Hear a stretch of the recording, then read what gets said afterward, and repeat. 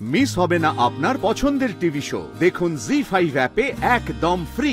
চারজন বাবা মিলে একটা সন্তান মানুষ করতে পারে না, কিন্তু একটা মা যদি মনে করে তো আমার মতো সৌরভ বানাতে পারে। হাজব্যান্ড প্রচন্ড মারধর করতো এবং কি প্রচন্ড ড্রিঙ্ক করতো।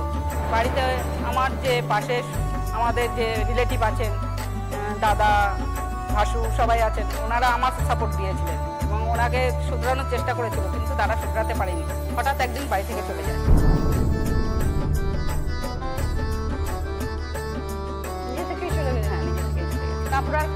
তারপরে আর কোনো হদিশ পাইনি এবং ছেলে মেয়েও কিভাবে মানুষ হচ্ছে তাও কখনো খোঁজ নেয়নি। আপনারাও কখনো খোঁজার চেষ্টা? আমি খোঁজার চেষ্টা করিনি। বাবা মায়ের একটা সেপারেশন হয়, আমি বাবার বাড়িতেই থাকি, আমরা দুজনই থাকি, কিন্তু বাবা আমাদের সঙ্গে থাকেন না।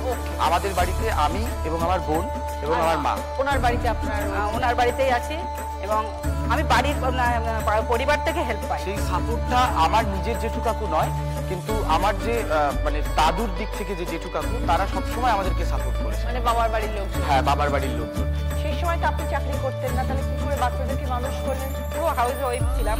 চলে গেল যখন, তখন আমি নিজে হতাশায় পড়লাম যে ছেলে মেয়েকে নিয়ে কি করবো। ঈশ্বরের কাছে বলতে থাকলাম যে ঈশ্বর আমি কি করবো, তা ওদেরকে নিয়ে আমি কিভাবে চালাবো, ওদেরকে কিভাবে বড় করবো, যে আমাকে একটা রাস্তা রাখবো। তখন আমি চিন্তা করলাম যে আমার মাঠে কিছু জমি আছে, আমি ভাবলাম আমাকে মাঠে নামতে হবে, না নামলে আমি ওদেরকে মানুষ করতে পারবো না। যেহেতু সে ড্রিঙ্ক করতে আমার সমস্ত সোনা গয়না সব বিক্রি করে দিয়েছিল, মায়ের কাছে একটা সোনার দুল ছিল, সেইটা নিয়ে এসে আমি বন্ধক দিলাম। তারপর থেকে আমি মাঠে চাষ করা শুরু করলাম, লঙ্কা চাষ, সর্ষে চাষ। তখন চাষবাস সম্পর্কেও আমার আইডিয়া ছিল না। মাঠে লাভি এবং আশেপাশে সবাইকে জিজ্ঞেস করি যে এটা কীভাবে করবো, ওটা কীভাবে করবো। একা খাটি, খুবই কষ্ট করেছি। মাঠের লোক বলতে কীভাবে কষ্ট করছে। যখন আমি হাট থেকে 3 মাস পরে যখন আমার 8 কুইন্টাল লঙ্কা উঠলো, তখন আমি বলেছিলাম যে আমি যে কষ্ট করেছি সেই কষ্টের প্রতিদান পেয়েছি। ছোটবেলায় নিজেই দেখেছি যে মা মাঠে কাজ করছে, কখনো সেইভাবে কাজ করতে করতে হঠাৎ একদিন আমার ভাসুর দাদা বলে যে পঞ্চায়েতে একটা কাজের যোগাযোগ এসেছে, NRGS এর কাজ, 100 দিনের যে কাজ, ওই কাজে যোগাযোগ করে ওখানে একটা কাজে জয়েন করে দেয়। সেখানে খুব সাময়িক পয়সা, কোনো সরকারি না। 100 দিনের যে কাজ হয়, সেই 100 দিনের কাজে মাথায় ঝুড়িতে করে মাটি নিয়ে বইছে। ক্যাজুয়াল মতন যখন কাজ করি তখন পয়সা পাই কাজ করতে, সেইভাবে মানুষ করতাম। এবং সৌরভকে যারা পড়াতো তাদেরকে, তারা মাস্টাররা কেউ কখনো পয়সা নেয়নি। এইভাবে পড়াশোনা করতে করতে আজকে এখানে এসেছে।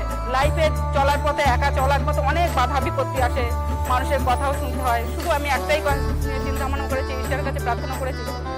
মেয়েও পড়াশোনা করছে, নার্সিং করছে মেয়ে। স্কলারশিপের সুবিধার্থে বিভিন্ন রকমভাবে গ্রাজুয়েশনটা কমপ্লিট করি। হঠাৎ একটা সুযোগ আসে আবৃত্তি থেকে সঞ্চালনা করা। বসিরহাটের একটা মঞ্চ থেকে প্রথম সঞ্চালনা করার একটা সুযোগ আসে এবং সেখান থেকে সেই সঞ্চালনা করতে করতে এখন বিভিন্ন মঞ্চে যে শোগুলো হয়, বড় বড় মঞ্চে যে শোগুলো হয়, ইভেন আজকেও আমার শো ছিল বড় বড় আপনাদের মতো আর্টিস্টদের সঙ্গে। আপনার সাথে কোনো সুযোগ হয়নি, কিন্তু ভালো ভালো আর্টিস্টদের সঙ্গে বিভিন্ন রকম শো করছি। হ্যাঁ, আমি অ্যাঙ্কারিং করি এবং তার সঙ্গে মায়ের থাকে ইন্সপিরেশন, কারণ মায়ের সাথে ছোটবেলা থেকে অনাথ আশ্রম, বৃদ্ধাশ্রমে যেতাম। তো মা একটা কথা বলতো যে তুমি যেমন জেঠু কাকুর জামা নিয়ে পড়েছো, টিচাররা তোমার থেকে টিউশনের ফিজ নেয়নি, কিংবা তুমি অন্য থেকে বিভিন্ন রকম হেল্প নিয়ে তারপর পড়াশোনা কমপ্লিট করেছো, যখন নিজের পায়ে দাঁড়াবে সেটা তুমি শোধ করবে তাদেরকে। কিভাবে শোধ করবে? যেন অন্য কাউকে তুমি হেল্প করতে পারো।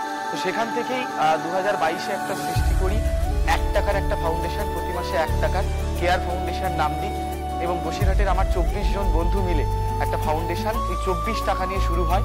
এখন 1200 জন সদস্য আমাদের ফাউন্ডেশনে। প্রতি মাসে ওই যে 1200 টাকা, কিংবা কেউ 5 টাকা দেয়, কেউ 10 টাকা দেয়, সেই ফান্ড নিয়ে আমরা কারোর বাড়িতে কোনো রকম ওষুধের দরকার ছুটে যাই, কারোর বাড়িতে কোনো রকম 1 মাসের রেশনের দরকার ছুটে যাই। এবং 2023-এ 2টো স্কুল বানাই, একটা ফ্রি আঁকার স্কুল যার নাম দেওয়া হয়েছে কেয়ার ফ্রি ড্রয়িং স্কুল, এবং একটি ফ্রি নাচের স্কুল যার নাম দেওয়া হয়েছে কেয়ার ডান্স স্টুডিও। সেখানে 2টো ক্লাস মিলিয়ে প্রায় 200 জনের কাছাকাছি ছেলেমেয়েরা তারা সম্পূর্ণ বিনামূল্যে আঁকা শিখছে, নাচ শিখছে। তো প্রতিষ্ঠিত কতটা হয়েছে জানি না, তবে এই যে নামটা তৈরি হয়েছে বা এই যে সফলতাটা তৈরি হয়েছে, এর পিছনে মানে মা যদি সেদিন না ধরতো তাহলে হয়তো বোধহয় পারতাম না। একটাই কথা আমার বলার, 4 জন বাবা মিলে একটা সন্তান মানুষ করতে পারে না, কিন্তু একটা মা যদি মনে করে তো আমার মতো সৌরভ বানাতে পারে। চম্পা, এবার এটা শুনি, কবে মনে হলো যে বাবার অ্যাম্বুলেন্স আমি চালাবো? ছোটবেলা থেকে দেখেছি বাবা খুব কষ্ট করে আমাদের 3 বোনকে মানুষ করেছে। ভাই নেই আমার। বাবা মাঠে চাষ করতো, আলু স্টোরে কাজ করতো, সংসার চালাতো।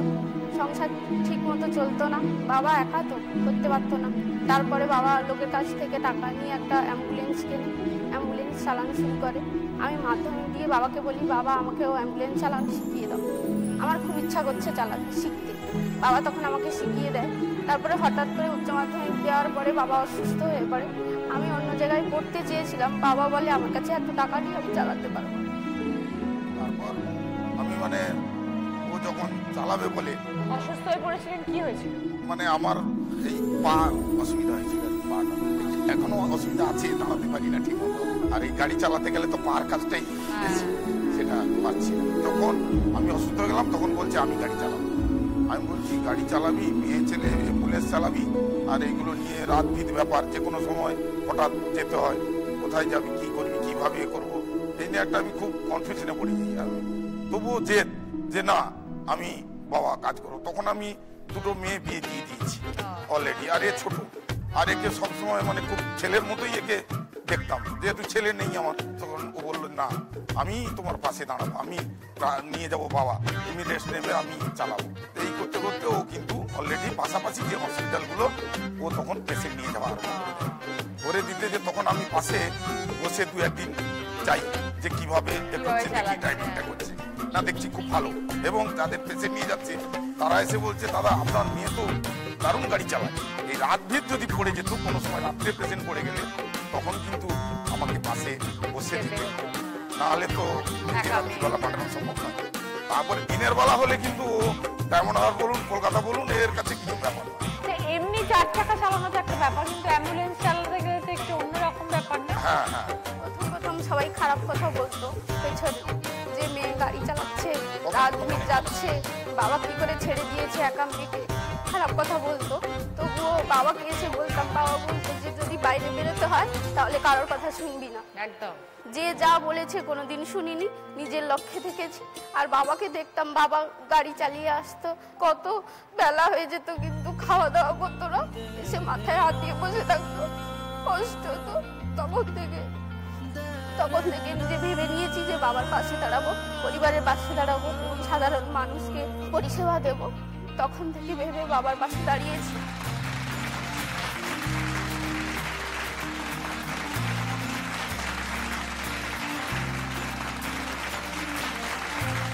আবার দেখুন বিয়ের সময় যখন বিয়ে দেব, তখন এ বলছে না আমি কিন্তু বাবার ছেলের সঙ্গে আগে কথা বলি। তাদেরকেও রাজি হতে হবে না যে ও চালায় গাড়িটা।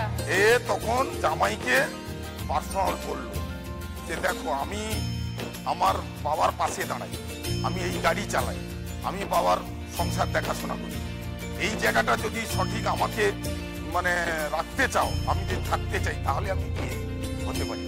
জামাইকেও আমি ধন্যবাদ দিই, জামাই সেই কথাই কিন্তু রাজি হয়ে যায়, রাজি হয়ে এবং আমার যে জামাই বাড়ির 30 জন ফ্যামিলি, অনেক বড় পরিবার, অনেক বড় পরিবার। আর এই মেয়ে যে জামাই বাড়ি থেকে আমার বাড়িতে থাকে বা গাড়িতে চালায়, এ নিয়ে ওই বাড়ির কোনো প্রতিবাদ বা কোনো কিছু নেই। এখনো তুমি গাড়ি চালাচ্ছ চম্পা? হ্যাঁ। কত দূর বাবার বাড়ি থেকে শ্বশুর বাড়ি? না বেশি নয়, ওই জোর 2 কিলোমিটার হবে। আচ্ছা, তো যাতায়াত করতে। হ্যাঁ। তো আর কি ইচ্ছে চম্পার? বাবার পাশে থাকবো এবং বাবাকে ভালো রাখবো, সাধারণ মানুষের পাশে থাকবো। জি5 ডাউনলোড করুন আর সব এপিসোড দেখুন একদম ফ্রি।